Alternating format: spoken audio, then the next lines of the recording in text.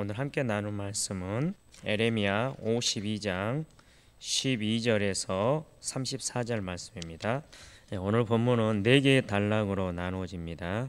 먼저 12절에서 16절은 예루살렘 성전 파괴와 포로된 자와 남은 자에 대해서 다루고 있고요. 두 번째 단락은 17절에서 23절까지인데요. 여기서는 약탈된 성전 기물들과 시설들에 대해서 다루고 있습니다. 그리고 세 번째 단락 24절에서 30절까지인데요. 포로들의 처형과 유배된 사람들에 대해서 다루고 있습니다. 마지막 네 번째 단락 31절에서 34절까지인데요. 여기서는 여호야긴의 사면과 초우를 다루고 있습니다. 먼저 예루살렘 성전 파괴와 포로된 자와 남은 자를 다루고 있는 첫 단락입니다.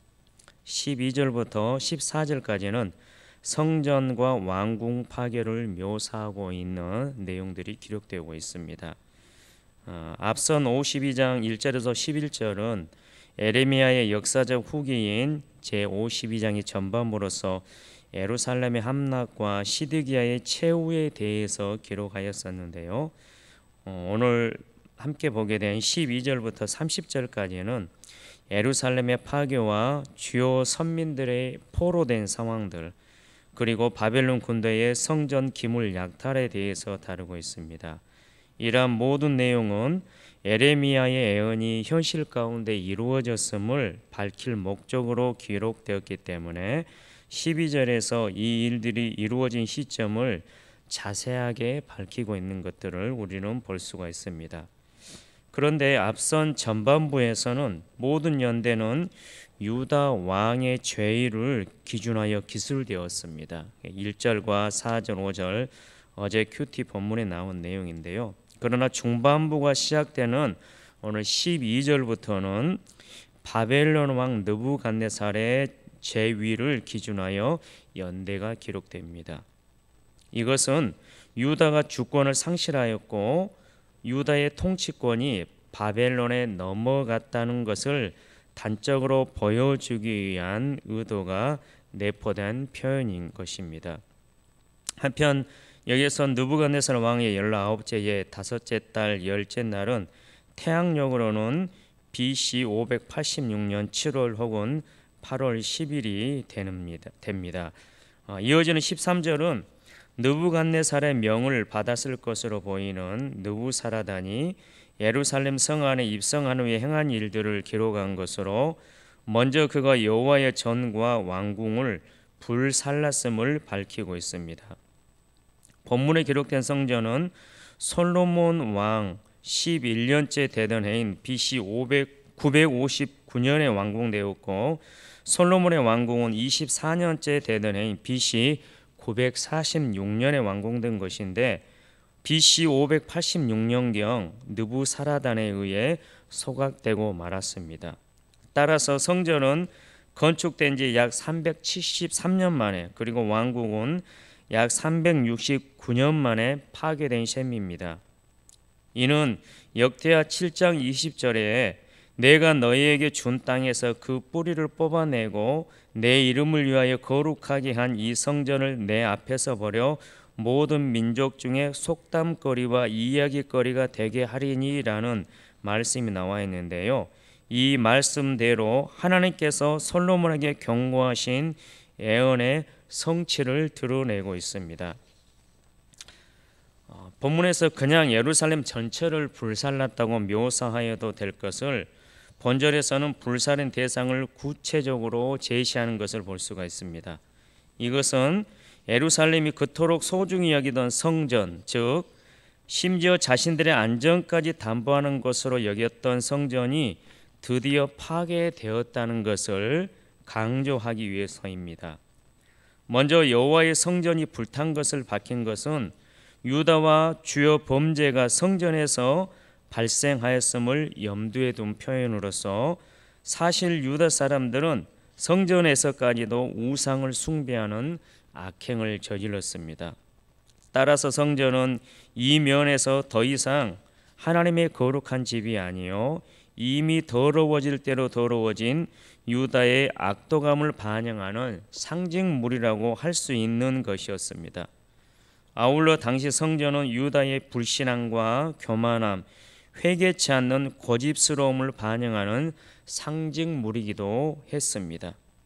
당시 유다 사람들은 우상을 성전에서 숭배하는 등 악행을 저질렀으면서도 자신들이 아무리 범죄하더라도 하나님 임재의 상징적 처소인 성전이 있는 한, 즉 건물로서의 성전이 있는 한 예루살렘은 함락당하지 않을 것이란 미신적 사고를 가지고 있었습니다. 그래서 하나님께서는 성전까지도 불살라 없앰으로써 그들의 성전에 대한 미신적 신앙이 얼마나 무가치한 것인가를 철저히 각인시키신 것입니다. 그리고 다음 왕궁이 불탄 것을 밝힌 것은 유다의 멸망이 하나님을 대신하여 신정 왕국을 다스릴 막중한 책임이 있는 왕들의 잘못에서 기인된 바가 크다는 사실을 부각시키기 위해서입니다.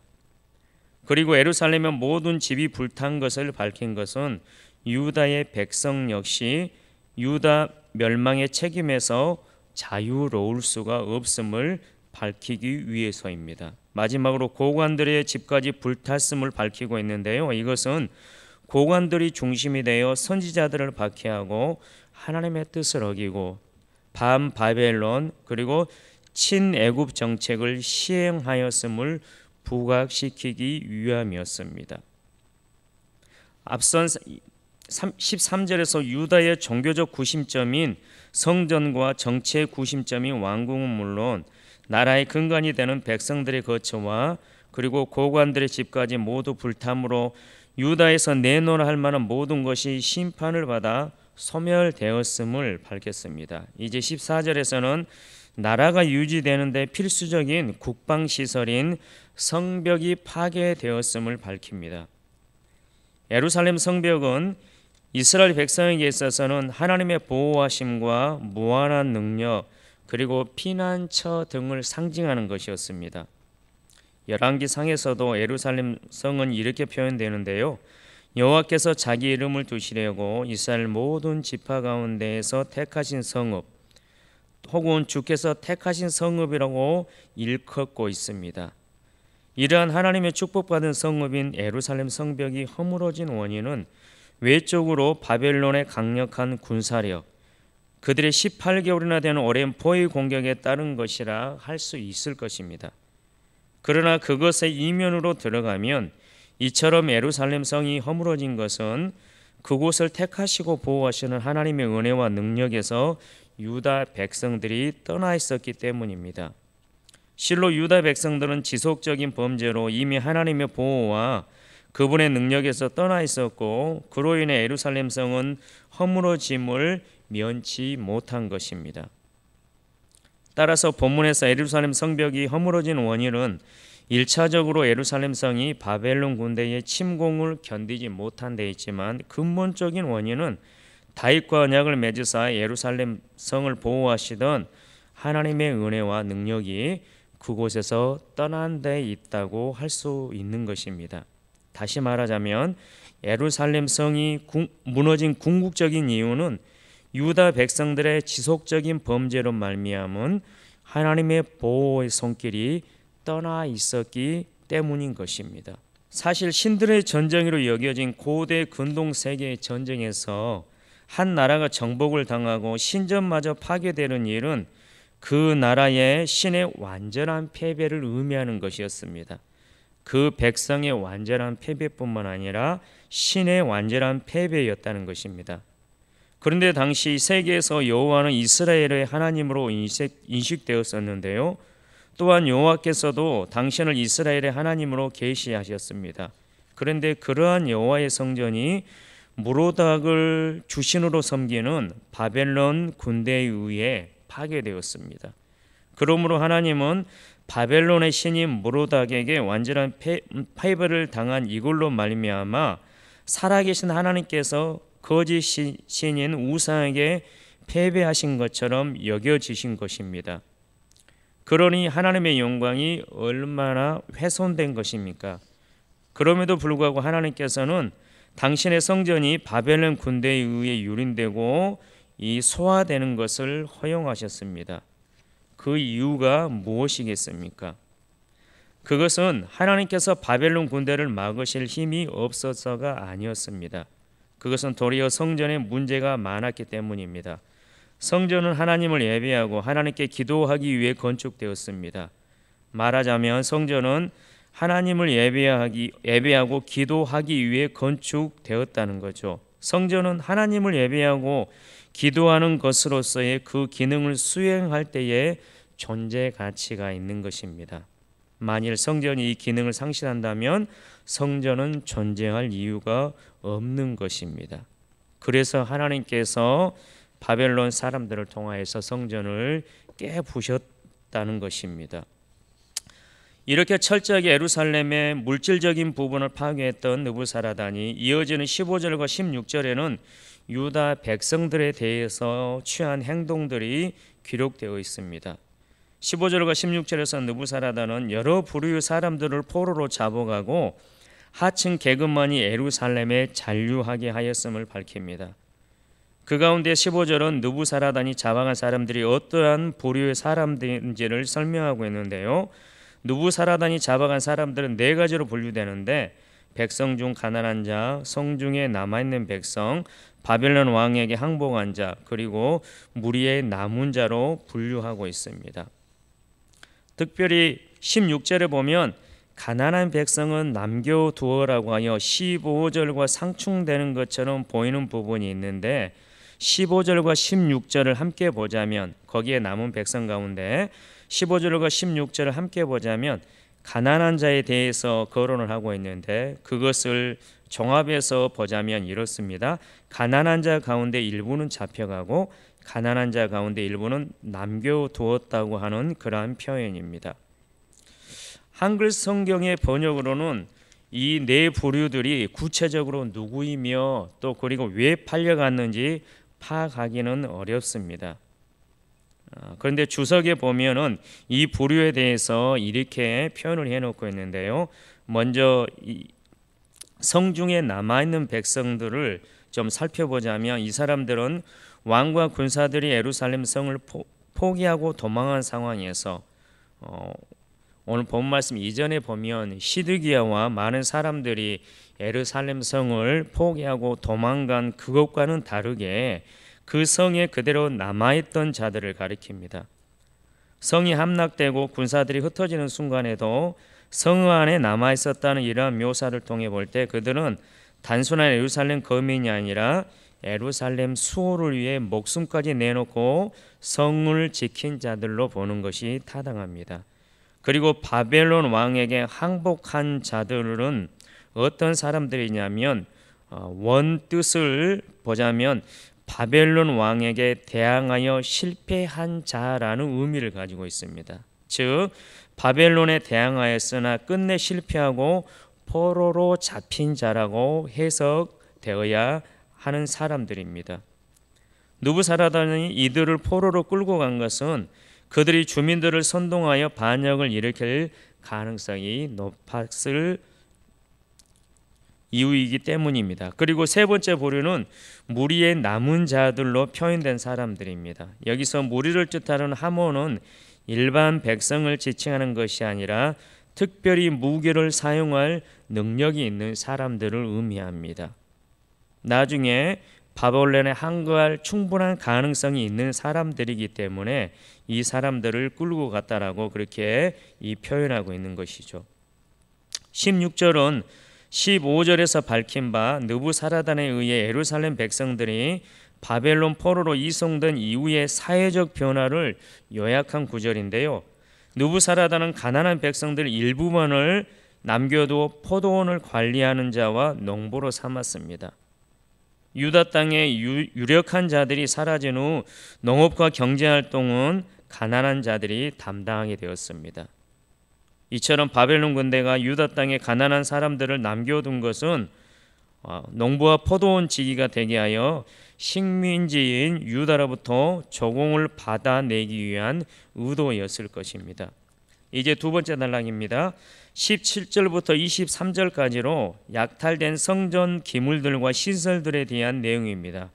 무려 7절에 걸쳐서 기록하고 있는데요.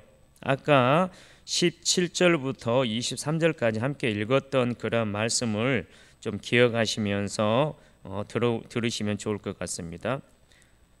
결론적으로 이 7개의 절을 간단하게 요약하자면 이렇습니다.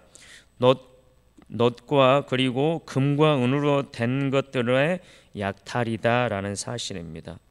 즉 그 당시에 가치 있는 것들을 성전에서 이 바벨론 군대가 다 가지고 갔다는 것입니다.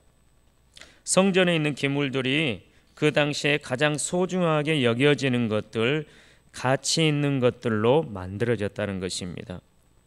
거기에 있는 그 내용들을 보면 기물들을 보면 기둥, 대야, 가마, 부사, 부집개, 주발, 숟가락, 그릇, 잔들, 화로들, 솥들, 촛대들, 바리들, 바다, 기둥 위의 망사와 석류 모양으로 화려하게 만들어진 것 등등 여러 종류의 기물들과 시설들이 있는데요. 이러한 모든 것들이 다 뭘로 만들어져 있냐면 그 당시 금과 은보다는 소중하지 않았지만 금과 은 다음으로 귀하게 여겨졌던 놋 그리고 금, 은 이러한 모든 것들로 귀한 것들로 만들어졌습니다. 즉 최고로 좋은 것들로 최선을 다해서 기물과 시설을 만들어 하나님을 섬기고자 했던 성전입니다. 그런데 이 성전에서 약탈이 일어났습니다. 왜 이렇게 되었냐고요? 아까 13절의 말씀을 나누면서 말씀드렸듯이 당시 유다 사람들은 우상을 성전에서 숭배하는 등 악행을 저질렀으면서도 자신들이 아무리 범죄하더라도 하나님 임재의 상징적 초소인 성전이 있는 한 예루살렘은 함락당하지 않을 것이라는 미신적 사고를 가지고 있었기 때문입니다. 그래서 하나님께서는 성전까지도 불살라 없앰으로써 그들의 성전에 대한 미신적 신앙이 얼마나 무가치한 것인가를 철저히 각인시키신 것입니다. 아무리 좋은 재료로 만들어진 성전인들 무슨 소용이 있습니까? 하나님의 임재의 장소에서 하나님이 임재하지 못하시도록 온갖 악행이 자행되고 있는데 말입니다. 특별히 20절에서 솔로몬 왕이 여호와의 성전을 위하여 만든이라는 표현을 우리는 생각해 봐야 할 것입니다. 저자는 이러한 언급을 통해서 바벨론에 의한 성전 탈취 사건을 과거의 성전을 건축하였으며 각종 성전 기물들을 제작하였던 솔로몬과 직접 연결시키고 있습니다. 20절에서 언급된 놋 기물들은 과거 솔로몬 왕이 지혜와 재능과 총명을 구비한 자였던 당대 최고의 놋 기술자인 히람에게 주문해서 만든 것으로 엄청난 양의 놋이 사용되었을 뿐만 아니라 외적 화려함과 정교함도 크게 달했습니다. 따라서 이러한 놋 기물들이 제작되어 여호와께 바쳐진 것은 솔로몬의 극진한 신앙심을 대변하는 것이었습니다. 하지만 솔로몬은 여호와의 전을 위해서 이와 같이 귀중한 기물들을 바쳤음에도 불구하고 통치 중반 이후로 접어들면서 여호와의 말씀에 귀를 기울이고 그 말씀대로 순종하는 내적 신앙에는 소홀히 하고 말았습니다. 즉 눈에 보이는 값진 물질은 여호와의 전을 위해서 바쳤지만 정작 여호와께 드려야 할 마음은 이방 우상을 향하여 드리고 말았던 것입니다. 분열 왕국 이후 남유다의 왕들은 거의 대부분 이러한 잘못된 솔로몬의 유산을 그대로 뒤따랐으며 여호와에 대한 참신앙은 점점 빛이 바래고 성전의 놋 기물들만이 호울 좋게 금과 은 이러한 것들만이 호울 좋게 빛을 발했던 것입니다. 이러한 맥락에서 솔로몬이 만든 기물이 바벨론에 의해 탈취되었음을 언급하는 본문은 여호와께서 본질을 상실한 허울뿐인 남유다의 종교 형식을 철저하게 청산하고 계시는 것을 암시하는 것으로 이해할 수 있는 것입니다. 거룩한 기물들은 오로지 거룩한 용도로만 사용되어야 함에도 유다의 불신앙적 죄악으로 더럽힘을 입게 되었기에 이제 이방인들에게 파괴되고 탈취되는 지경에 이른 것입니다. 결국 이 역시도 유다의 불신앙적 죄악에 대한 심판의 일환으로 이루어진 사건이라는 것입니다. 물질이 중요한 것이 아니고 본질이 중요합니다. 성전을 이루고 있는 금과 은, 놋과 같은 물질이 중요한 것이 아니고 성전이 왜 세워졌는지, 성전에서 무엇을 하며 살아야 하는 하나님의 백성인지, 백성들에게 있어서 하나님은 어떤 분이신지에 대한 인식, 하나님에 대한 신앙이 본질인데, 그러한 고민 없이, 그러한 삶 없이 살아가는 이 하나님에게 이 성전과 성전의 기물들과 시설들은 아무런 의미가 없고 오히려 불신앙을 조장하는 것이 되고 말았다는 사실입니다. 그래서 하나님은 바벨론의 손에 이 성전이 무너지고 탈취되게 놔두었다는 사실입니다. 우리의 삶은 어떻습니까? 웅장한 모양의 외관, 그리고 금과 은, 놋으로 만들어진 기물들, 이렇게 화려한 것들을 중요하게 여기고 또 이러한 것들에 속아서 살아가고 있지는 않습니까? 형식만 있고 내용은 없으며 예배에 몸으로는 참석을 하지만 마음에 참여는 하지 않는 그런 삶은 아닙니까? 하나님은 아십니다. 그런 것은 다 무너져야 한다는 것을 말입니다. 하나님을 향한 올바른 믿음과 진실함, 말씀에 대한 순종과 예배, 그리고 이웃에 대한 사랑과 선한 양심을 따라 살아가는 것이 하나님의 백성의 삶입니다. 이러한 것이 신앙의 본질입니다. 이러한 본질에 충실한 삶을 살아가는 저와 여러분이 되시길 소망합니다. 이제 세 번째 단락이 24절에서 30절까지인데요. 여기에는 포로들의 처형과 유배된 사람들에 대해서 기록하고 있습니다. 특별히 24절에 대제사장과 부제사장 스바냐, 성전 문지기 세 사람, 군사를 거느린 지휘관 한 사람, 왕의 내시 7명, 군 지휘관의 서기관 하나와 평민 60명이 나옵니다. 그런데 여기에는 사로잡혀 처형된 사람 가운데 종교 지도자들이 있었음을 보여줍니다. 여기에는 대제사장과 부제사장과 성전 문지기가 포함되어 있습니다. 이들이 처형 대상이 된 것은 이들이 유다의 바벨론 정책에 앞장선 자들이기 때문일 것입니다. 이처럼 바벨론의 군사들에게 하나님의 거룩한 성전에서 섬기는 자들이 붙잡혀서 목숨을 잃게 된 것은 너무나 비극적인 것입니다. 그러나 이들 또한 에레미야가 외쳤던 바벨론에게 항복하라고 하는 그 하나님의 말씀에 순종하지 않았기 때문에 일어난 사건이었습니다. 이들에 대해서 잠깐 설명을 드리면 대제사장은 여호와는 통치자이시다라는 이름 뜻을 지닌 스라야였는데 그는 여호사닥과 에스라의 아버지이며 그리고 제1차 바벨론 포로 귀환 후에 대제사장 직무를 수행한 여호수아의 할아버지입니다. 그리고 부제사장은 두 번째 제사장이란 뜻으로서 대제사장의 유곳이 그를 대신할 수 있는 중요한 위치에 있는 사람을 의미합니다. 그리고 세 번째로 성전 문지기는 단순한 문지기를 가리키는 것이 아닙니다.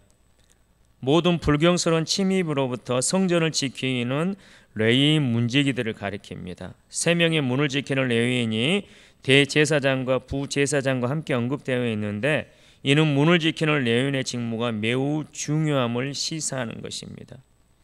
이러한 중요성을 감안하여 당시에는 24명의 레위인들이 성전 문 지키는 자로 임명되어 교대로 근무했는데 본문의 세 사람은 그들 가운데 총 책임을 맡은 자들이었을 것으로 여겨집니다. 한편 본절은 24절은 바벨론의 성전의 기물들뿐만 아니라 성전을 관리하는 인적 자원들마저 모두 제거하였음을 나타냅니다. 즉 남유다는 성전의 기물들과 인적 자원들을 모두 바벨론에게 빼앗김으로써 성전 예배가 전적으로 불가능하게 되었다는 사실을 전달하고 있는 것입니다. 이스라엘 백성들이 그렇게 믿었던 성전, 물질적인 성전이 회파되었다고 한다면 이 사람들은 제사장과 이런 사람들을 통해서 어떤 장소를 임시적으로 마련하여서 제사를 드릴 수 있는 그런 가능성이라도 있었을 텐데 이 대제사장과 그리고 두 번째 제사장, 성전 문지기 이러한 모든 사람들을 다 제거함으로 말미암아 완전한 제사 자체가 사라져버렸다는 것을 강조하고 있는 것이 24절의 본문의 내용이라는 사실입니다. 그리고 이어지는 25절은 유다 종교 지도자들을 처형하였음을 밝힌 24절에 이어 반란의 소지가 있는 그 밖의 주요 인물도 처형의 대상이 되었음을 밝히고 있습니다. 군사를 거느린 지휘관 사람, 이 사람은 군인을 관장하는 관리로 오늘날의 국방장관 또는 고위에 있는 군 장성이나 사령관에 해당하는 직책을 가리키는 직함으로 볼 수 있습니다. 그리고 두 번째로 왕의 넷이 7명입니다. 직역하면 왕의 얼굴을 본 7사람입니다. 이들은 반드시 넷이라고 보기는 어려우며 왕의 얼굴을 대면할 수 있을 정도의 높은 직책에 있었던 관리를 뜻하는 것으로 볼 수 있습니다. 세 번째로 군인을 감독하는 군 지휘관의 서기관, 이 사람은 왕의 명령을 쫓아 군사를 모집하거나 그들의 명부를 작성했던 서기관을 가리킵니다. 마지막으로 성 안에서 만난 평민 60명이 언급됩니다. 여기에서 평민을 원문을 그대로 직역하면 그 땅의 백성 중 남자라고 해석할 수 있습니다. 이들은 앞서 언급된 사람들의 직위를 볼 때 하층민이라고 보기는 어렵고요. 이들은 일반 평민들이라기보다는 성중에 숨어 있다가 적발된 유지라고 보는 것이 적절할 것 같습니다. 앞선 23절과 24절은 25절까지의 말씀을 통해서 볼 때 바벨론의 사령관이 사로잡은 유다 백성들을 신분이나 직분별로 자세히 열거하고 있는데 이는 유다의 완전한 멸망을 잘 보여주고 있습니다. 즉 성직자의 사로잡힘은 선민으로서의 지위를 완전히 잃어버렸음을 보여줍니다. 그리고 군 지휘관과 고위직에 있던 관리들의 사로잡힘은 정치적 군사적 능력을 다 잃어버렸음을 보여주고 있습니다. 마지막으로 성 안의 유지들의 사로잡힘은 경제적으로 일반 백성의 삶이 철저히 파괴되었음을 보여주는 것이라 할 수 있을 것입니다. 이 모든 것을 종합해 볼 때 유다의 총체적 멸망이라는 사실입니다. 영적인 멸망, 그 다음에 정치적 멸망, 군사적 멸망, 그 다음에 경제적 멸망. 도저히 회복 가능성이 없는, 소망이 없어 보이는 완전한 멸망이라는 사실입니다. 하나님의 심판이 이렇게 무섭게 온다는 것을 25절까지의 내용을 통해서 이야기하고 있습니다. 사령관 느부사라다는 대제사장을 비롯하여 성전의 주요 직책을 담당하는 사람들과 군사 지도자들, 그리고 지역사회에 영향력을 행사하던 유지들을 사로잡아 리블라에 있는 바벨론 왕에게 데리고 갔습니다. 26절 보면 나와 있는데요. 느부사라다는 군 사령관으로 점령지의 종교 지도자들, 정치 지도자들, 그리고 유지들을 사로잡음으로 유다를 무력화시키고 식민 지배를 견고히 할 목적으로 이런 조치를 취했을 것입니다. 이렇게 끌려온 사람들의 결말이 27절에 이어집니다. 간단하게 끝나게 되는데요. 다 쳐 죽였다라고 나와 있습니다. 비참하게 처참하게 죽임을 당하고 말았습니다. 표면적으로 보면 죽임당한 이 사람들은 남유다의 중요한 직분에 있었던 사람들로서 여러 부류의 사람들입니다. 그러나 다른 측면을 보자면 동일한 생각을 가지고 있었던 사람들입니다. 이들은 바벨론에 항복하라는 에레미야의 권고를 무시하고 끝까지 투항을 거부했던 사람들입니다.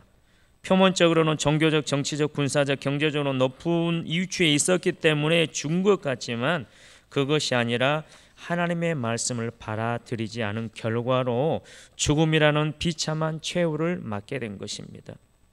우리의 생명은 하나님의 말씀에 대한 순종과 불순종의 여부에 달려 있음을 본문을 통해서도 우리는 알 수가 있는 것입니다. 이어지는 28절부터 30절까지는 느부갓네살이를 포로로 잡아간 사람들의 수를 열거합니다. 여기서는 세 번의 포수 현황을 밝히고 있는데요. 먼저 28절에서는 느부갓네살 제7년의 포수 현황이 소개되고 있는데 여기서 제7년은 BC 597년입니다. 이는 3개월간 통치하다 바벨론에 잡혀간 여호야긴의 통치에서 유다의 마지막 왕 시드약이 통치로 바뀐 해이기도 합니다. 여기서는 유다인들의 제1차 포로가 마치 느부갓네살 7년 곧 BC 597년에 있었던 일처럼 언급하지만 성경의 다른 곳, 즉 다니엘 1장 1절에서는 느부갓네살 즉위회인 BC 605년에 바벨론의 제1차 예루살렘 침공과 유다인들의 포로가 있었던 것으로 나타납니다. 따라서 본문에 나오는 제1차 포로 사건은 실제로는 제1차 포로가 아니라 제2차 포로 사건으로 볼 수 있습니다. 그러므로 여기에서 나오는 이 포로 3차에 걸친 포로는 바벨론 2차, 3차, 4차에 걸친 포수라고 할 수 있을 것입니다.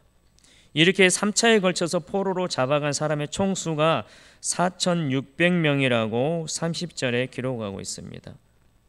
이렇게 숫자를 세밀하게 기록한 것은 이것이 역사적 사실이라는 것을 드러내는 목적이 있기도 하지만 이것은 비록 적은 숫자이지만 앞으로 이스라엘의 새로운 미래를 열어갈 자들이라는 것을 암시하기도 하는 그러한 목적을 가지고 있습니다. 마지막 네 번째 단락입니다. 31절부터 34절까지는 여호야긴의 사명과 그에 대한 초에 관한 내용을 다루고 있습니다. 31절에서는 여호야긴이 사로잡혀간 지 37년 만에, 즉 바벨론의 왕이 느부갓네살에서 에윌므로닥으로 바뀐 지 12개월 25일에 여호야긴 왕을 사면해 주었다는 것입니다. 그리고 그의 지위를 높여 주었다는 것입니다. 그 내용은 그에게 친절하게 말하고 포로로 끌려와 있는 다른 나라의 왕들의 자리보다 높이고 의복을 제공하고 평생 동안 왕의 앞에서 먹게 하였으며 날마다 쓸 것을 공급받고 죽는 날까지 받았다라고 기록하고 있습니다.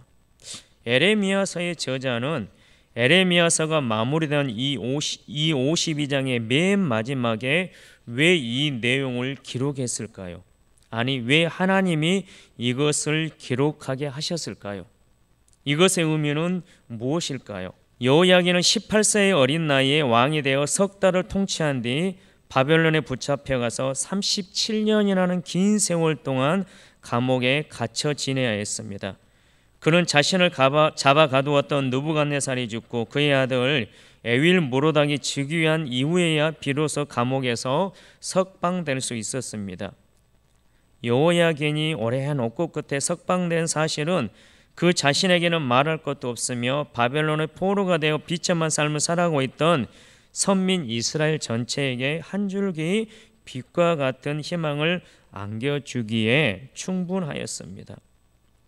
에레미야서의 말미에 여호야긴의 사명과 어느 정도의 지위를 회복시켜주는 것을 언급한 것은 비록 BC 586년에 예루살렘 멸망의 참상을 경험하기는 했지만 이것이 유다의 마지막이 아님을 나타내기 위해서입니다. 이는 남유다가 현재는 여호와의 징계를 받아 나라를 잃고 이방의 포로로 잡혀가 있지만 그 징계를 일정 기간 달게 받고 회개한다면 언젠가는 여호와의 구원의 날이 임할 것이라는 희망의 메시지를 이 저자는 희미하게나마 전달하고 있는 것입니다.